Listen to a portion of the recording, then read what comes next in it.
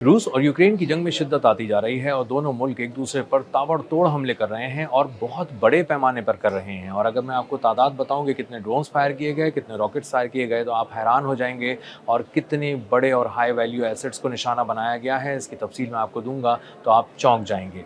मेरा नाम अजहर अली खान है और आप देख रहे हैं आज की बात। पिछली दो रातें बहुत ज़्यादा क़यामत खेज़ रही हैं, यूक्रेन के हवाले से भी और रूस के हवाले से भी। यूक्रेन ने बहुत दिनों के बाद बहुत सारे बैलिस्टिक मिसाइल हमले सहने के बाद एक बहुत बड़ा हमला प्लान किया और इस बार निशाना बनाया रूस के बहरी अड्डे को। और जब बहरी अड्डे को निशाना बनाया तो वहाँ पर न सिर्फ ज़मीन पर बहुत बड़े पैमाने पर तबाही फैली, बल्कि वहाँ पर जो जहाज़ खड़े हुए थे, जंगी जहाज़ खड़े हुए थे और ख़ास तौर पर मंगवाए गए थे, उनको निशाना बनाया गया और उनको निशाना बनाकर उनके कई हिस्सों को तबाह कर दिया गया। ड्रोन अटैक्स किए गए और इसी के साथ साथ क्रूज़ मिसाइल्स का इस्तेमाल किया गया। और इस जॉइंट एक्शन के दौरान एक बहुत बड़ी तबाही थी जो रूस के हिस्से में आई। उसके 4 कम से कम जंगी जहाज़ मुख्तलिफ जगहों से तबाह हो गए और नाकारा बना दिए गए। और ये वो जहाज़ थे जो आम जहाज़ नहीं थे, ये जंगी जहाज़ मंगवाए गए थे ब्लैक सी में देखने के लिए, उनकी हिफाजत के लिए। जो वहाँ पर जहाज़ आते हैं जो ख़ास तौर पे शैडो फ्लीट होता है रूस का, उसकी हिफाजत के लिए मंगवाए गए थे। लेकिन यूक्रेन की इंटेलिजेंस ने इसकी इत्तला बरवक्त दी और उसके बाद उसकी फ़ौज ने कार्रवाई करके वहाँ पर एक बहुत ही प्रिसिजन अटैक के ज़रिए वहाँ पर हर तरफ तबाही फैला दी। कई हलाकतें हुई हैं, हलाकतों की तादाद मुख्तलिफ आ रही है, इसलिए मैं इसको कोट नहीं कर रहा। 3 से 7 लोगों तक की हलाकतों की इत्तला है, लेकिन अभी ये डेवलपिंग स्टोरी है, तो पता चलेगा कि आने वाले दिनों में कि यहाँ पर मजमूई तौर पे हलाकतें उस हमले के दौरान कितनी हुई थीं, लेकिन नुकसान बहुत ज़्यादा हुआ है। इसी के साथ-साथ एक ग्रेन टर्मिनल को बहुत बड़े पैमाने पर निशाना बनाया गया है। अनाज की एक्सपोर्ट बहुत बड़े पैमाने पर करता है रशिया और गंदम का बहुत बड़ा एक्सपोर्टर है। और समंदर के करीब अगर उसके अनाज के टर्मिनल्स को नुकसान पहुंचाया जाए, उस पर हमला किया जाए, तो उस पर एक बहुत बड़ी और गहरी चोट लगती है।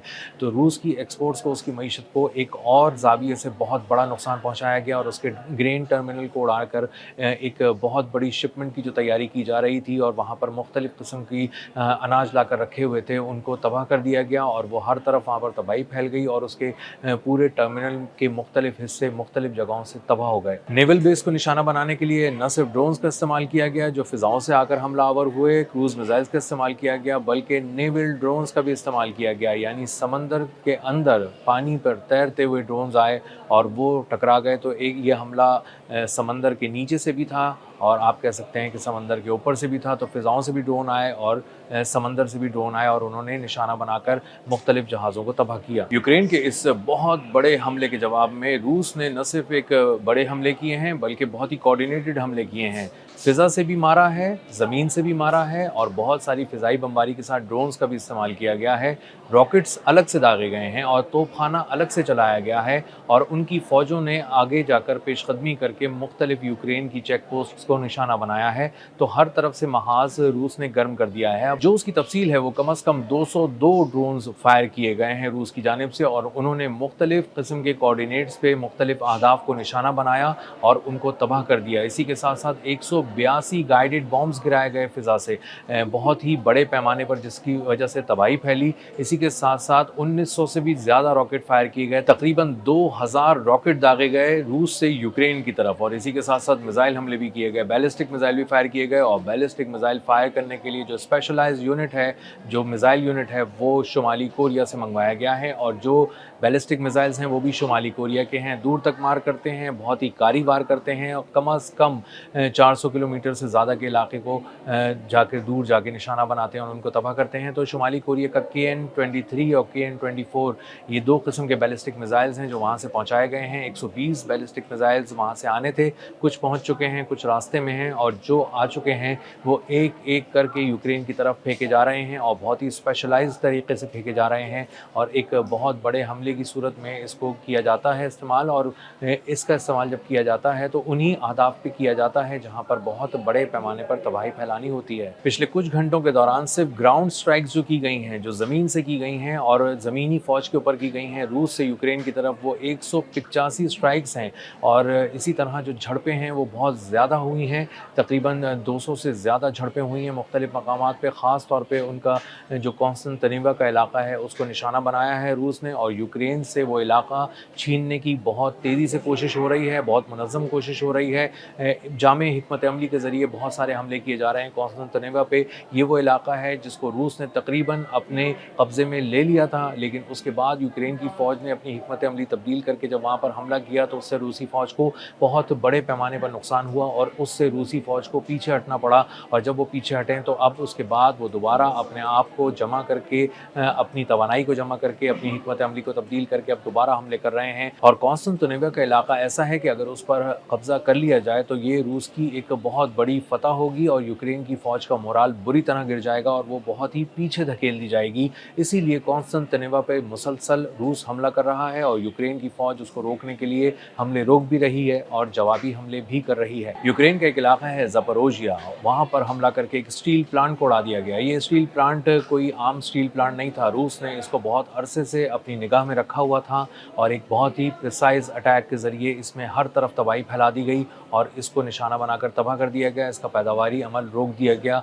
ये स्टील प्लांट कोई आम स्टील प्लांट नहीं था, ये मिलिट्री की गाड़ियों के लिए फ़ौलादी चादरें तैयार करता था और उसके बाद वो चादरें फ़ौलादी गाड़ियों का हिस्सा बनती थीं और उसके बाद ये गाड़ियाँ जाकर रूस से अगले मोर्चों पे जाके लड़ती थीं, एक पेशकदमी करने के लिए काम आती थीं और रूस की फ़ौज को इनसे बहुत ज़्यादा मुश्किलात का सामना था, तकलीफ़ पहुँच रही थी। इसलिए रूस की फ़ौज ने इस स्टील प्लांट को तबाह कर दिया, बहुत बड़े पैमाने पर तबाही फैलाई गई। इससे 2 रोज़ पहले मैंने बताया था कि मुख्तलिफ़ जगहों पर हमला करके बहुत सारी फ़ौजी तनसीबात को निशाना बनाया गया था और उसमें सबसे अहम एक वो मकाम था जो 12 एकड़ पर मुहित था और वहाँ पर एक ऐसी फैक्ट्री थी जिसमें ड्रोन के कंपोनेंट्स भी रखे थे, उसके मुख्तलिफ़ किस्म के अहम पार्ट्स भी रखे थे और तैयार ड्रोन्स भी रखे थे।